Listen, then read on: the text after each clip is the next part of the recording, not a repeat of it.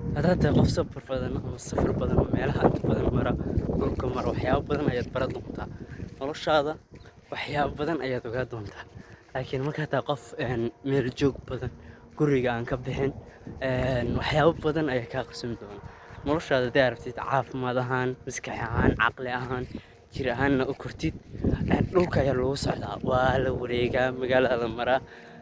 Runtii dhulka aad buu u weyn yahay in la marana muhiim ayay tahay. Haddaad rabtid inaad cilmigaaga, caqligaaga, garaadkaaga dhan walba aad u kortid, muhiimaddu waa inaad socotaa. Jirkaaga waa inaad nafis waa inuu helaa.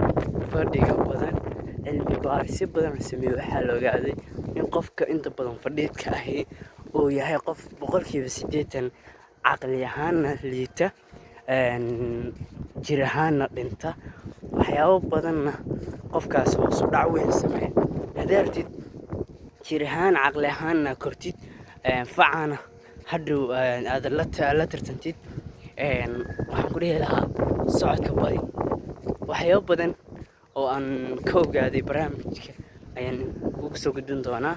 Socodka iyo waxa iska qusay guushana barnaamij ka hadlaya insha Allah tacaala la wadaagi doonaa oo ku saabsan inaad noqotid qof dhul mareen ama socod leh ama socda ama magaalka maraya ama socod leh oo meelaha aada. Waxyaabo badan ay ku fududeyn doontaa. Waxyaabo badan oo tijaabiyay ayaan la wadaagi doonaa insha Allah. Hadda degsan soo wadaa waxyaabo badan oo soo baaray oo aan moodayay markii hore inay iska macnaheedu iska sheegayihiin. Dad badan ka maqli jiray culimo iskugu jiraan dad dhiirigeliyaal, dad culimo, dad akhriyaal, dad waayeel ay dhiirigeliyaal sidaan yeel waalidkii asxaabtooda dad badan dhiirigeliyaal. Laakiin asbuucii dambeeyay asbuuc ka horreeyay tijaaban ku sameeyay waxyaabo badan ayaa ii soo baxay. Insha Allah waan la wadaagi doonaa waxa ka soo baxay iyo natiijada ii soo baxday.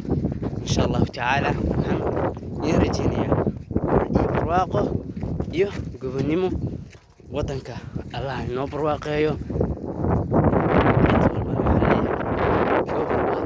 Ku sugan tahay guli barwaaqo Allah ku siiyo.